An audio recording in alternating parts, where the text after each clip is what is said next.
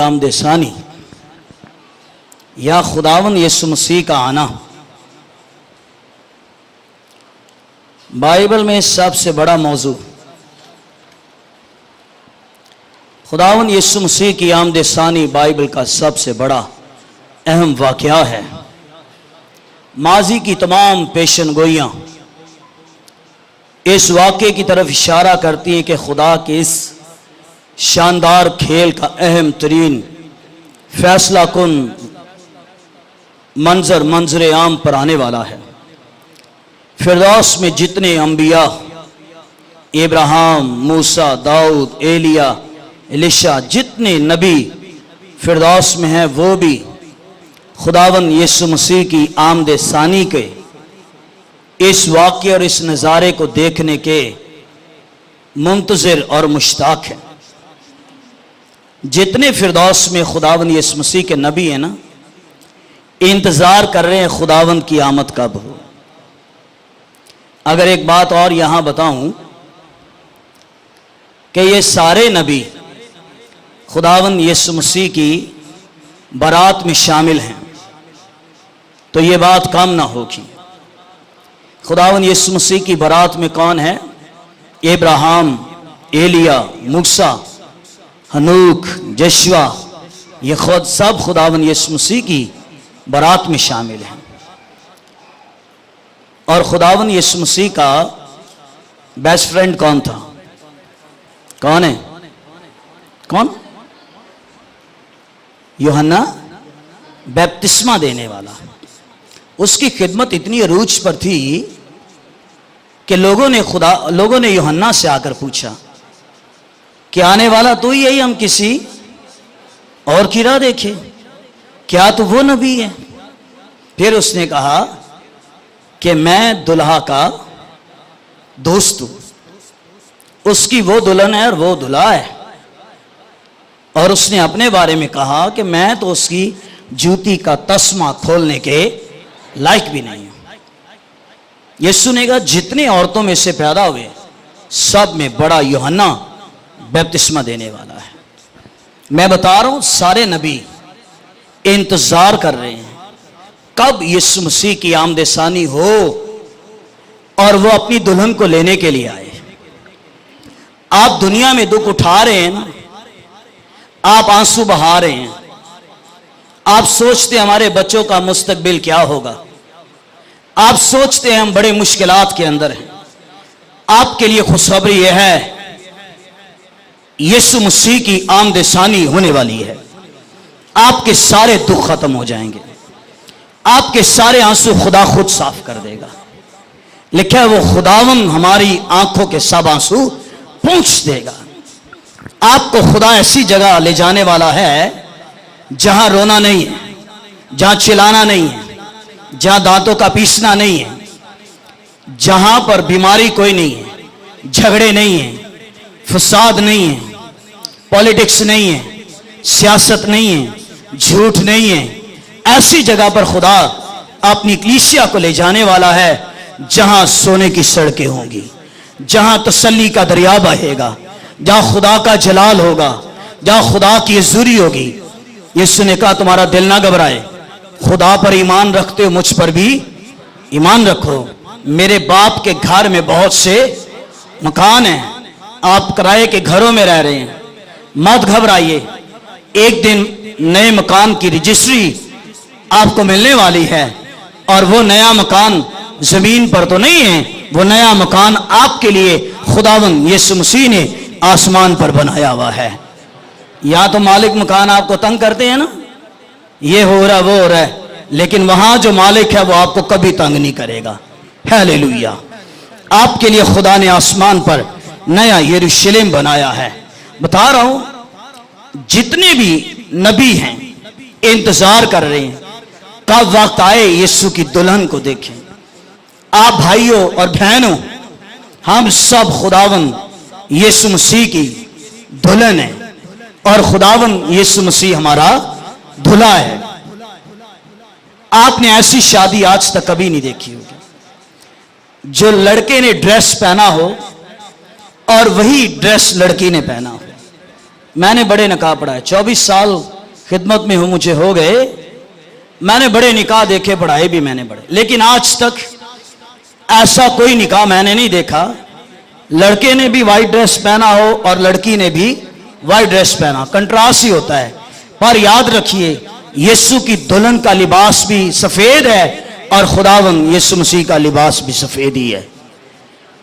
और यीशु मसीह की दुल्हन अपने आप को तैयार कर रही है। आपको पता, दुल्हन निकाह से पहले कहां जाती है, जहां सबसे ज्यादा देर लगती है? पार्लर। जितने निशानात, ये तो ब्यूटिशियंस हैं, कमाल कर देती हैं, चेंज कर देती है चेहरा। वो बेशक दूसरे दिन पता चले क्या है, लेकिन उस वक्त चेंज हो जाती है।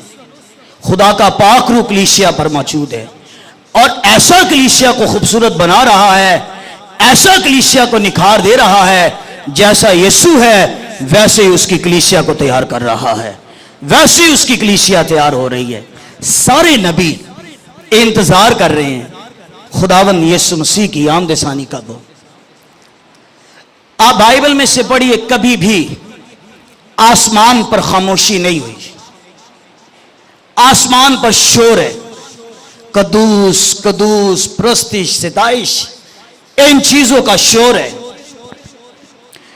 अगर आप मुकासवा की किताब पढ़ें, वहां लिखा है आधे घंटे के लिए आसमान पर खामोशी हुई है। अब ये आधे घंटे की खामोशी क्या है?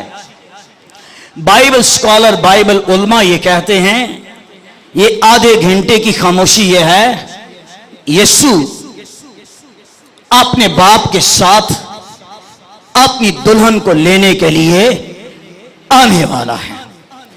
और जब वो आएगा, इस जमीन पर नहीं आएगा। लिखा है, देखो वो बादलों के साथ आने वाला है, हर एक आंख उसे देखेगी। खुदावन यीशु मसीह बादलों के साथ आएगा और कलीसिया, हम सब जितने इस जमीन पर हैं, कलीसिया जमीन से उठाई जाएगी, आसमान पर उठाई जाएगी। कलीसिया की मुलाकात यीशु मसीह के साथ फिजा में होगी, कलीसिया उठाई जाएगी। मैंने कहा, बाइबल का सबसे बड़ा वाकया यह है कि कलीसिया का आसमान पर उठाया जाना। और जो आधे घंटे की खामोशी है, यीशु मसीह के साथ सारे नबी, सारे यीशु के साथ आएंगे और प्रस्तिश और सिताइश हो रही होगी, नरसिंगे फूके जा रहे होंगे और आधी रात को धूम मची के दूल्हा आ गया। मैं और इससे आगे बढ़ता हूं।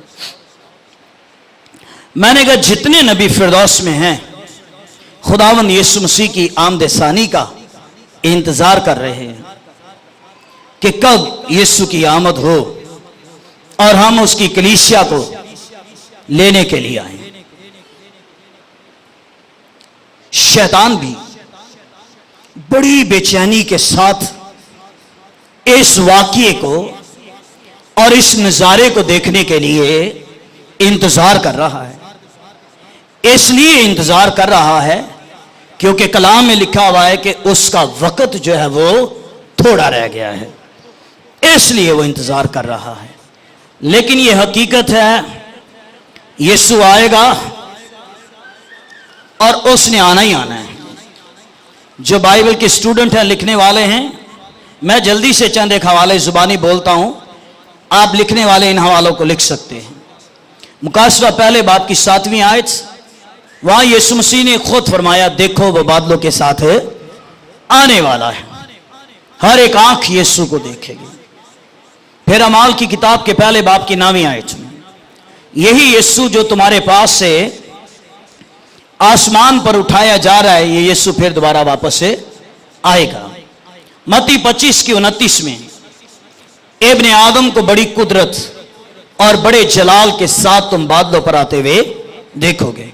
मत्ती 25 की 1, आधी रात को धूम मची के दूल्हा आ गया। पहला थस्सलुनीकी 4 बाब की 13वीं आयत। फिर हम जो जिंदा होंगे बादलों के साथ उठाए जाएंगे ताकि हवा में खुदावन का इस्तकबाल करें। मुकासवा 19:7 में देखो बर्रा की शादी आ पहुंची और उसकी बीवी ने अपने आप को तैयार कर लिया। 21 की 3 और 4 खुदावंद अपने लोगों की आंखों के सब आंसू पहुंच देगा। 22 की 12 देख मैं जल्द आने वाला हूं, हर एक के काम के माफिक देने के लिए अजर मेरे पास है। 14 यूहन्ना 14:1 में मेरे बाप के घर में बहुत से मकान हैं, ना होते तो मैं तुमसे कह देता। फिर मैंने मुकासवा 8वें बाप की पहली आयत पढ़ी कि खुदावन यीशु मसीह जब अपनी कलीसिया को लेने के लिए आएगा, आधे घंटे के लिए आसमान पर खामोशी होगी और दुनिया खुदावन यीशु मसीह के लिए कलीसिया उठाई जाएगी। आइए रसूलों के अमाल की किताब में से खुदावन यीशु मसीह की आमद सानी को पढ़ते हैं। नामी आयत से वो ये कहकर उनको उनके देखते देखते ऊपर उठाया गया और बदली ने उसे उनकी नजरों से छुपा लिया। और उसके जाते वक्त जब वो आसमान की तरफ गौर से देख रहे थे तो देखो 2 मर्द सफेद पोशाक पहने, ये 2 फरिश्ते हैं, सफेद पोशाक पहने हुए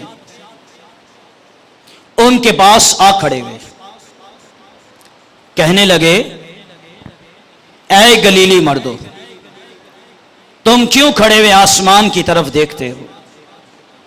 यही यीशु जो तुम्हारे पास से आसमान पर उठाया गया है, इसी तरह फिर आएगा जिस तरह तुमने उसे आसमान पर जाते देखा है। खुदावन यीशु मसीह के आखिरी लफ्ज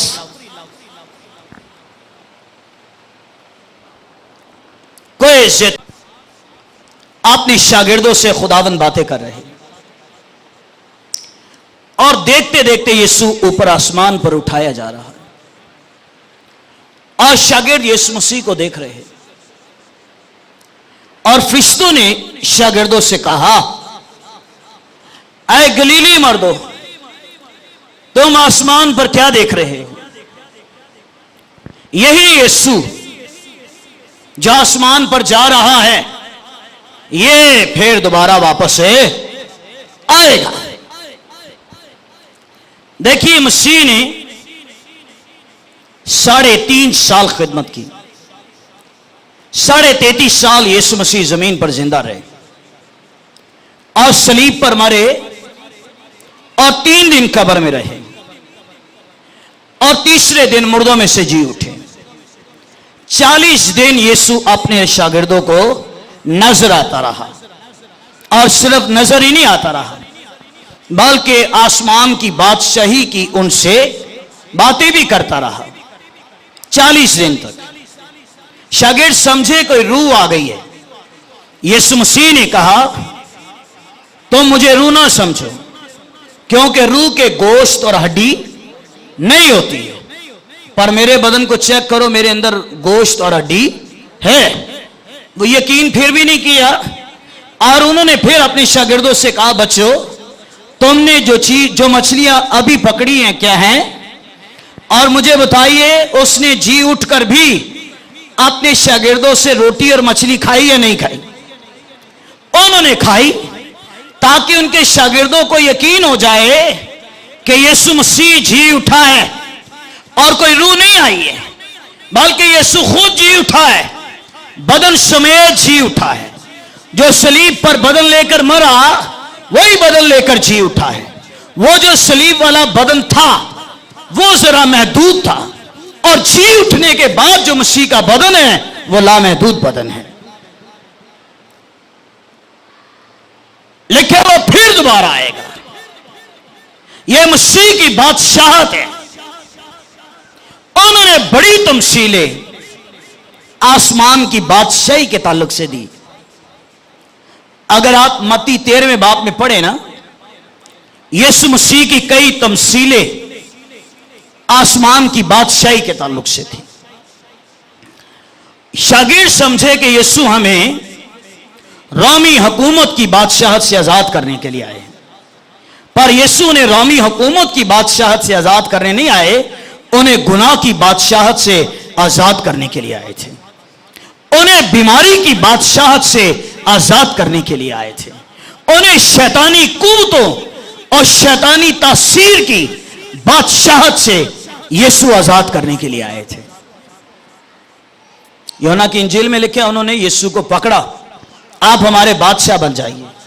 खुदावंद ने उनसे कहा, मेरी बादशाहत इस दुनिया की नहीं, वरना मेरे खादम आपस में लड़ते। इस दुनिया की बादशाहत मेरी नहीं है, यीशु मसीह की बादशाहत दोनों जहान की बादशाहत है। इस जहान का भी वो बादशाह है और आसमान की बादशाही का भी यीशु ही बादशाह है। इसीलिए लिखा है उसकी रान पर और उसकी पोशाक पर यह नाम लिखा हुआ है कि वो बादशाहों का बादशाह और खुदावंदों का खुदा है। ये नहीं यीशु ने मौजे किए तो तब वो बादशाह था, मौजे नहीं भी किए तो यीशु तब भी बादशाह ही था। जब मरियम ने यीशु मसीह को जो पैदा हुआ शरनी में रखा, फरिश्ते ने गडरियों को ये खुशखबरी दी और गडरियों ने आकर पिलातुस से कहा कि जो यहूदियों का बादशाह पैदा हुआ है वो बादशाह कहां पर है? अभी ये पैदा ही हुआ है और पैदा होते ही खुशखबरी दी गई है कि आज तुम्हारे लिए बड़ी खुशी की बिशारत है कि बैतलहम में, दाऊद के शहर में, और तुम्हारे लिए एक मुन्नजी पैदा हुआ, तुम्हारे लिए एक मसीह पैदा हुआ, तुम्हारे लिए एक निजात दहिंदा पैदा हुआ। जब वो पैदा हुआ तो बादशाह था, चढ़ गया सलीब पर। 3 जुबानों में लिखा, इब्रानी, यूनानी, लातीनी में 3 जुबानों में लिखा, उसकी सलीब पर यह निविष्टा लगाया गया कि ये यहूदियों का बादशाह है। उन्होंने कहा ये बादशाह जगह ये तूने क्या लिखवा दिया है कि ये यहूदियों का बादशाह? ये नहीं लिख, बल्कि ये लिख कि ये कहता था कि मैं यहूदियों का बादशाह हूं, ये लिख। उसने कहा यार जो मैंने लिखना था सो मैंने लिख दिया है कि ये यहूदियों का बादशाह है। यीशु मसीह की आमदसानी होने वाली है। लोगों की पेशन गोइयां हैं कि यीशु किस साल आने वाला है। एक से पूछा कि आपकी शादी हो गई? कहने लगा आमिन, पता लगा क़यामत आने वाली है, मैं सोचा शादी कर ला। ये लोगों की पेशन गोइयां हैं कि वो इस साल आने वाला है। कई लोगों ने कहा वो 2000 में आने वाला है, कई लोगों ने कहा 2001 में आने वाला है। भाई सही वक्त के बारे में कोई नहीं कह सकता है कि कब मसीह की आमदसानी होने वाली है। यीशु ने कहा उस घड़ी की बाबत ना फरिश्ते जानते हैं और ना बाप बेटा जानता है, कोई नहीं जानता सिवाय बाप के, ये कोई नहीं जानता। लेकिन बाइबल कहती है मसीह आएगा और कलीसिया उठाई जाएगी। जरा थोड़ी देर सोचिए कैसा नजारा होगा। और देखिए मसीह की आमदसानी के 2 हिस्से, एक खुफिया आमदसानी है और एक जाहिरी मसीह की आमदसानी है। खुफिया आमदसानी में तो यह होगा कि 2 लोग चारपाई पर होंगे, एक ले लिया जाएगा दूसरा छोड़ दिया जाएगा। 2 औरतें खेत में 2 औरतें चक्की पीसती होंगी, एक ले ली जाएगी दूसरी छोड़ दी जाएगी। 2 आदमी खेत में होंगे, एक ले लिया जाएगा दूसरा छोड़ दिया जाएगा। भाई एक मसीह की आमदसानी जो है वो दूल्हा बन के आने वाला है। और कोई नहीं जानता यीशु कब आएगा। लेकिन हमें कहा गया है तुमने अपनी कुपियों में तेल रखना है। 10 कुंवारियां 5 सोने लगी। उन्होंने कहा दूल्हा के आने में बड़ा वक्त है। आधी रात को धूम मच गई, दूल्हा आ गया। जो जाग रही थी ना, वो खुदावंद यीशु मसीह के इस्तकबाल को चली गई। पर जो सो रही थी, उन्होंने बड़ी कोशिश की कि हम भी जाएं। दरवाजा बंद हो गया और आवाज क्या आई है, ऐ मलाउनो मेरे सामने से दूर हो जाओ, ये चली जाओ, क्योंकि मैं तुम्हें नहीं जानता। जो तो तैयार और बेदार होंगे वो जाएंगे मसीह की बादशाहत में, और जो तैयार और बेदार नहीं होंगे, जो सो रहे होंगे, सुस्त पड़ जाएंगे। कई ईमानदार सुस्त पड़े हुए हैं कि उसके आने में बड़ा वक्त है। नहीं मेरे बहनों भाइयों, किसी वक्त भी मसीह की आमदसानी हो सकती है। आज रात अगर यीशु आ जाए, अभी कुछ ही घंटे में मसीह आ जाए, तो क्या मैं और आप तैयार हैं हम मसीह के साथ आसमानों पर जाएं? अगर दुनिया के कामों में खोए हुए हैं, यीशु मसीह ने मार्था से कहा, मार्था बहुत सारी चीजों की फिक्र तरद्दुद में है, कई फिक्रें तुझे दबा रही है, लेकिन मरियम ने वो अच्छा हिस्सा चुना है जो कभी भी उससे छीना ना जाएगा। और मरियम ने जो अच्छा हिस्सा चुना वो बाइबल मुकद्दस खुदा का जिंदा कलाम है। मसीह की आमदसानी होने वाली है। मत्ती 24 में पेशन गोइयां हैं। मेरे आने से पहले कई झूठे नबी उठ खड़े होंगे। मेरे आने से पहले कौम पर कौम चढ़ाई करेगी और जगह जगह काल पड़ेंगे और लड़ाइयों की शुरुआत होगी। हैरान कुन बात, आसमान के सितारे जमीन पर गिरेंगे। एक सितारा चांद, एक सितारा जमीन से 4 गुना बड़ा है, और अगर यह जमीन पर गिरे, किस कदर लोग तकलीफ के अंदर होंगे। और लिखे जगह जगह लड़ाइयां होंगी, कौम पर कौम चढ़ाई करेगी। हमारा मुल्क कभी इंडिया के साथ लड़ाई के मूड में है, अमेरिका कभी किसी के साथ, रूस के साथ लड़ाई के मूड में है। हर मुल्क ने अपना एटमी प्लांट बनाया हुआ है और एक दूसरे के साथ लड़ाई की तैयारी कर रहे हैं। सारे एशियन मुमालिक, सारे मुल्क इस्राइल पर हमला करने के लिए तैयार हैं और इस्राइल को चारों तरफ से घेरने के लिए तैयार हैं, और इस्राइल को इन कौमों से मार पड़ेगी। जब इन कौमों को चारों तरफ, इस्राइल को चारों तरफ से गैर कौमें घेरेंगी, और लिखा है फिर इस्राइल जो है वो यीशु मसीह पर ईमान लाएंगे और उसके आने के मुंतजिर होंगे। वो उठाया कोई जैतून के पहाड़ से गया है, और यीशु फिर दोबारा अगर आएगा तो वो कोई जैतून के पहाड़ पर फिर दोबारा आएगा। किसी वृक्ष पर एक शख्स अक्सर लोगों को मिलता था, और वो अक्सर ये कहता था कि नरसिंगा फूंका जाने वाला है। कई लोग सुनते, कई देखते, कई नहीं देखते, लेकिन सुनते थे कि नरसिंगा फूंका जाने वाला है। लेकिन इन दिनों में जिन लोगों को वो शख्स मिला है, उसने यही पैगाम देना शुरू किया हुआ है कि नरसिंगा उसने मुंह को लगा लिया है। आप सोचिए, जब खुदावंद यीशु मसीह ने नरसिंगा अपने मुंह को लगा लिया है, तो उसके आने में कितनी देर रह गई है। अनकरीब वो आ गया है, अनकरीब वो दरवाजे पर पहुंच गया है। क्या कलीसिया ने, ईमानदारों ने, देखिए यीशु चर्च जो है ना, ये बिल्डिंग का नाम नहीं है, और ना यीशु किसी बिल्डिंग को लेने के लिए आने वाला है। यीशु किसी बिल्डिंग को नहीं लेने आना। ये बिल्डिंग हो या और कोई बिल्डिंग हो, किसी बिल्डिंग को लेने के लिए नहीं आने वाला। ये बिल्डिंग तो इसी जमीन पर रह जाएगी।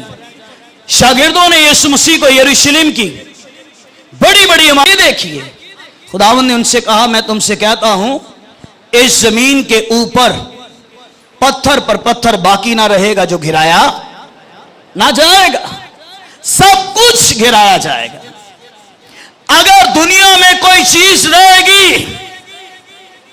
तो याद रखिए वो खुदावंद का कलाम है। कलाम अब्दुल-अबाद तो कायम रहेगा। हर शख्स घास के फूल की तरह है, फूल निकलता है, कुमला जाता है, गिर जाता है, लेकिन बाइबल में लिखा है खुदा का कलाम अब तक कायम रहेगा। और अगर ये कलाम अब तक कायम रहेगा तो कलाम पर ईमान लाने वाले लोग भी अब्दुल-अबाद तक कायम रहेंगे। जब मैं कह रहा हूं ना कि मुसीबतें आएंगी, आसमान की बड़ी बड़ी कुव्वतें हिलाई जाएंगी, तो मेरे बहनों भाइयों आपको डरने की जरूरत नहीं है कि आप भी उस मुसीबत के अंदर लुकमा अजल बनेंगे। ऐसा नहीं है। इससे पहले कि मुसीबत आए, मुसीबतों के आने से पहले खुदा अपनी कलीसिया को उठा लेगा। हालेलुया। कलीसिया को उठा लेगा। मैं सुबह की मीटिंग में भी बता रहा था कलीसिया कैसे पहले जाएगी। देखिए, खुदा ने मर्दे नूह से कहा कि मैं इस जमीन पर एक पानी का तूफान भेजने वाला हूं। तूने अपने और अपने घराने के लिए एक तूने क्या बनानी है, कश्ती बनानी है। बड़ा वक्त उसने लगाया कश्ती बनाने में। 140 साल मर्द नूह ने मनादी की। पहली दुनिया के लोगों को कहता रहा तौबा करो, एक तूफान आने वाला है। लोग उसकी बातों को सुनकर अनसुनी करते थे, कहते थे इसकी आदत ही यही है, लेकिन कोई भी उस कश्ती में जाने के लिए तैयार है ना हुआ। चलिए, खुदा ने क्या किया है, खुदा ने नूह को कश्ती के अंदर दाखिल कर लिया है। नूह के साथ उसका घराना कश्ती में चला गया है। कितने लोग कश्ती में चले गए? 8 जाने। खुदा ने उसे कश्ती में दाखिल करके, बाइबल कहती है खुदा ने अपने हाथ से मर्द नूह की कश्ती का दरवाजा बंद किया। उन्हें पहले कश्ती में दाखिल कर लिया, फिर खुदा ने आसमान की खिड़कियां खोली हैं, फिर खुदा ने जमीन के सोते फूट निकले हैं और बड़ी तेज बारिश हुई है और सारी दुनिया तबाह बर्बाद हो गई है। लेकिन खुदा ने नूह को और उसके खानदान को खुदा ने तूफान में हलाक होने ना दिया। अगर खुदा ने उनको हलाक होने ना दिया तो जितने यीशु मसीह पर ईमान लाने वाले हैं, रोमियो 8वें बाब की पहली आयत में लिखा हुआ है, अब जो यीशु मसीह में हैं उन पर कोई भी सजा का हुक्म नहीं है। यूहन्ना की इंजील में लिखा हुआ है, जो यीशु पर ईमान लाता है मौत से निकल कर वो जिंदगी के अंदर दाखिल हो गया है। आपको डरने की जरूरत नहीं है, आपको परेशान होने की जरूरत नहीं है, बल्कि दुआ करने की जरूरत है। हो जब यीशु मसीह की आमद-ए-सानी होगी, कलीसिया उठाई जाएगी, ईमानदार उठाए जाएंगे और किसी मुसीबत में वो नहीं जाएंगे। इसकी दूसरी दलील सुनिए। खुदा ने इब्राहिम से कहा कि मैं सदूम और अमूरा जिसकी बदी का शोर मेरे कानों तक पहुंचा है, मैं सारे सदूम और अमूरा को तबाह बर्बाद कर दूंगा। वहां पर कोई रास्तबाज रहता था या नहीं रहता था?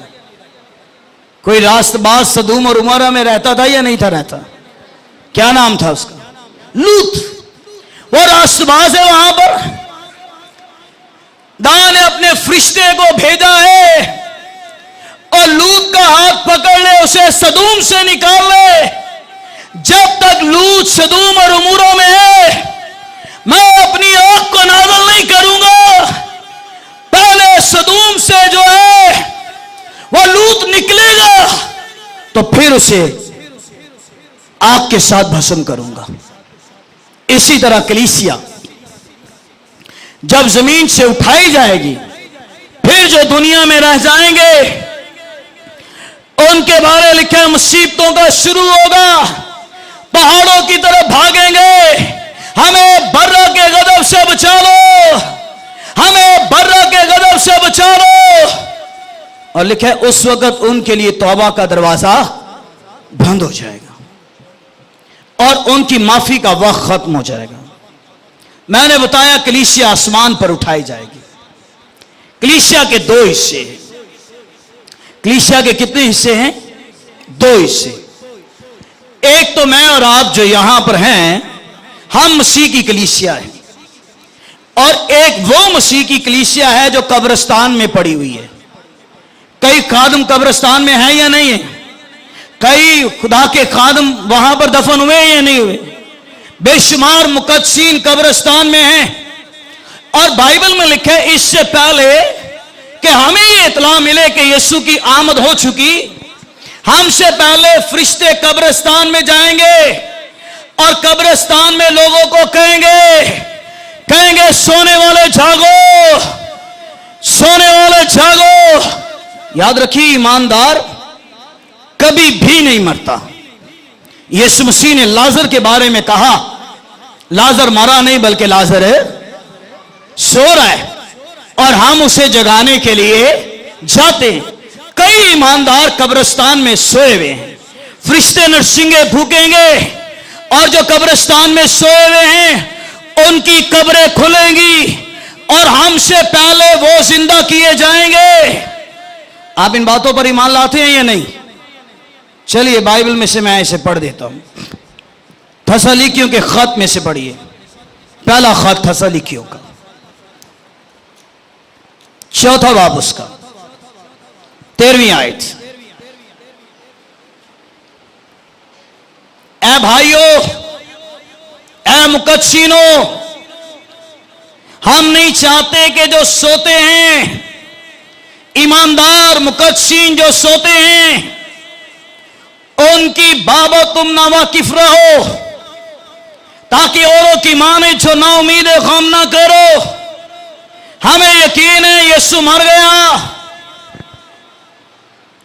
और जी उठा। इसी तरह खुदा उनको भी जो सो गए हैं यीशु के वसीला से उसी के साथ ले आएगा। चुनाचे हम तुमसे खुदावंद के कलाम के मुताबिक कहते हैं कि हम जो खुदावंद के आने तक बाकी रहेंगे, सोए हुओं से हरगिज आगे ना बढ़ेंगे। ये सोए कब्रिस्तान के लोग हैं, सोए हुओं से हरगिज आगे ना, क्योंकि खुदावंद खुद आसमान से ललकार, मुकर्रर फरिश्ते की आवाज और नरसिंगे के साथ उतर आएगा। पहले तो वो जो मसीह में मुए, क्या होगा? पहले वो जी उठेंगे, फिर हम जो बाकी होंगे बादलों के साथ उठाए जाएंगे, ताकि हवा में खुदावंद का इस्तकबाल करें। मैंने कहा पहले कब्रिस्तान के लोग जी उठेंगे, पहले उनको कहा जाएगा यीशु आ गया है। देखिए, यीशु ने अपनी हयात में 3 मुर्दा जिंदा किए। यायर की बेटी को जिंदा किया, बेवा के बेटे को जिंदा किया, और चौथे दिन खुदावंद यीशु मसीह ने अपने दोस्त लाजर को जिंदा किया। मुझे बताइए, ये तीनों फिर मर गए या नहीं मरे? यायर की बेटी फिर मर गई, बेवा का बेटा फिर मर गया, यीशु का दोस्त लाजर फिर मर गया। लेकिन मसीह की बादशाहत में जितने लोग जिंदा किए जाएंगे, कलाम कहता वो फिर दोबारा कभी भी मरने के नहीं होंगे, वो जिंदा किए जाएंगे। एक और बात, अगर कोई एक्सीडेंट से मर गया, जिसकी बाजू कट गई, टांग कट गई, आपने इसी तरह उसे दफन किया, पर जब मसीह की आमद सानी होगी उसका जिस्म, बाइबल कहती है वो जी उठेगा और पूरा जिस्म लेकर वो मुर्दों में से जी उठेगा। आप इसकी दलील सुन लीजिए।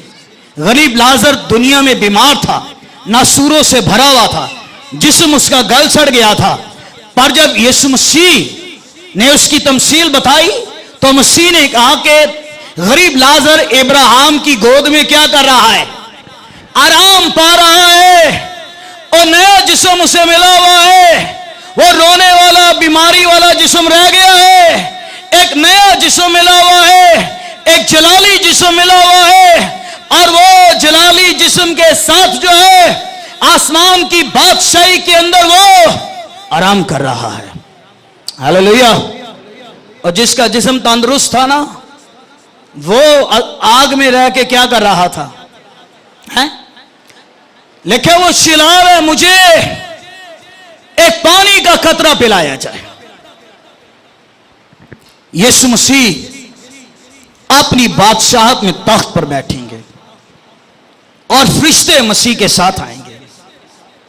आप फरिश्तों का जिक्र पढ़ेंगे मसीह के साथ। पैदा हुआ तो फरिश्तों ने यह गीत गाकर गडरियों से कहा कि तुम्हारे लिए बड़ी खुशी की बिशारत है कि तुम्हारे लिए एक मुनज्जी पैदा हुआ। फरिश्तों ने खुशखबरी दी। फिर मसीह ने पतरस से कहा, अपनी तलवार म्यान में रख। अगर मैं अपने बाप को कहूं तो वो मेरी मदद के लिए किन को भेज सकता है? मेरी मदद के लिए 12 तुमन फरिश्तों को वो भेज सकता है। बागे गतसमनी में जब यीशु दुआ कर रहे हैं, एक फरिश्ता यीशु मसीह को क्या दे रहा है? तकवीयत दे रहा है। वो मर गया, औरतें कब्र पर गई, हमारे लिए कब्र के मुंह से पत्थर कौन उठाएगा? यूहन्ना की इंजील में देखे, औरतों ने अंदर जाके देखा, उन्हें वहां पर 2 नजर आए। क्या?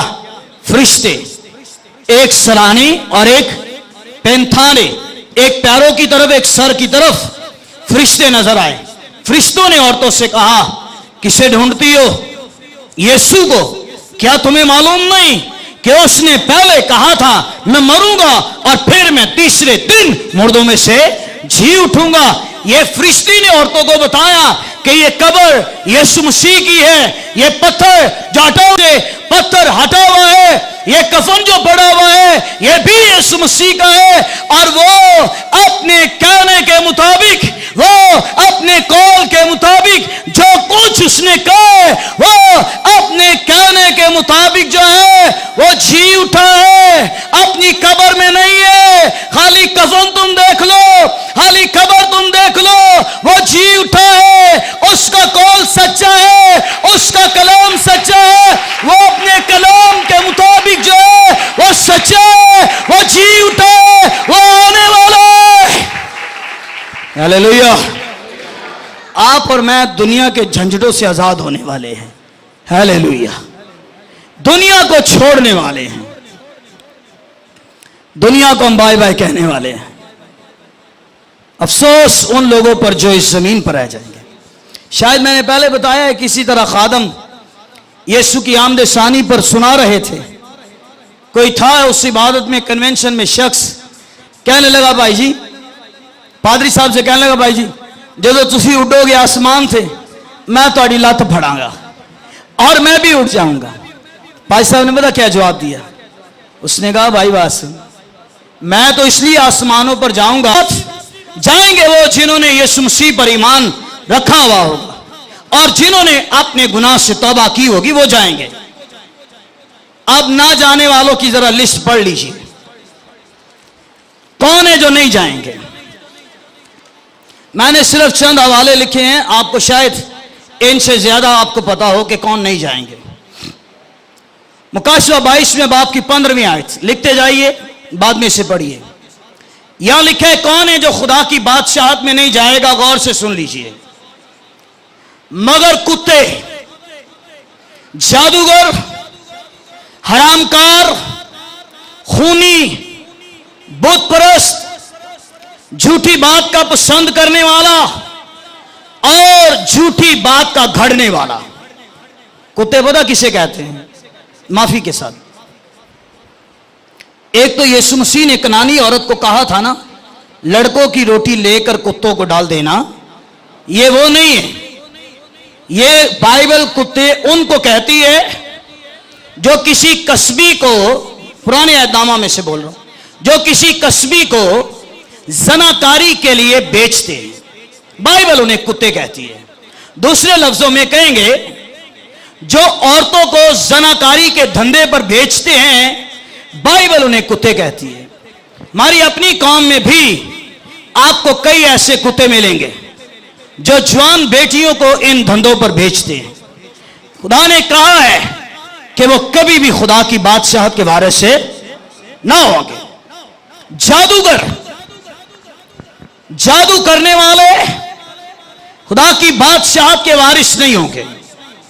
फिर दूसरी बात, जादू करने वाले और जादूगिरों के पास जाने वाले, कई बड़े चक्रों के लिए जादूगिरों के पास जा भी रहे।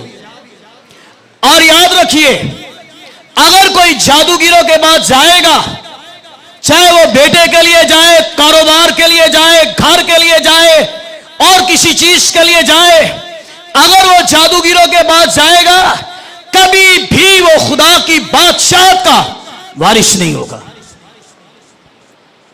हरामकार, खूनी, बुत परस्त, चाहे मरियम का बुत बनाए, चाहे यीशु मसीह का बुत बनाए, चाहे किसी और का बुत बनाए। दाने खुरूज की किताब के 20वें बाब में कहा, ना आसमान की कोई सूरत बनाना, ना जमीन पर किसी की सूरत बनाना, और ना जमीन पर जमीन से नीचे किसी की कोई सूरत ना बनाना। कभी किसी बुत के आगे ना झुकिए। शैतान तो है ही झूठा, वो चाहता है कि लोग मुझे सजदा करें। इतना सजदों का भूखा है कि वो यीशु के पास आ गया, मुझे सजदा कर तो मैं दुनिया की सारी शान शौकत है। उसे ये नहीं पता कि ये जिसे मैं कह रहा हूं ना मुझे सजदा कर, उसे ये नहीं पता कि ये मरियम का पेलोठा बेटा है। उसे ये नहीं पता कि ये इमैनुएल है जिसे मैं कह रहा हूं।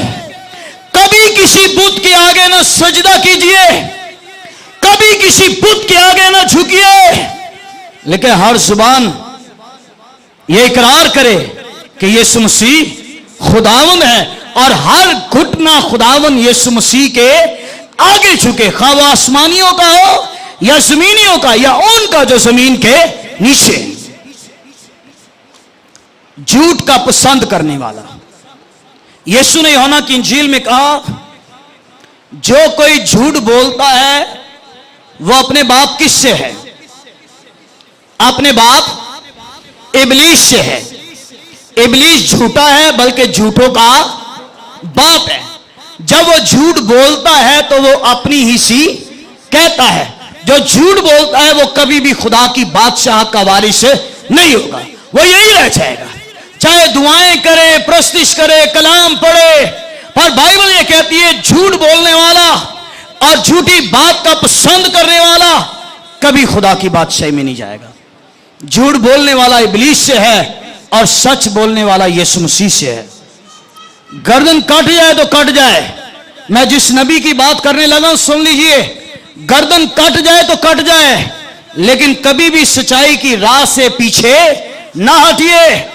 यूहन्ना बपतिस्मा देने वाला हेरोदिस को कहता है कि तुझे अपने भाई की बीवी को रखना रवा नहीं है, यह सच है।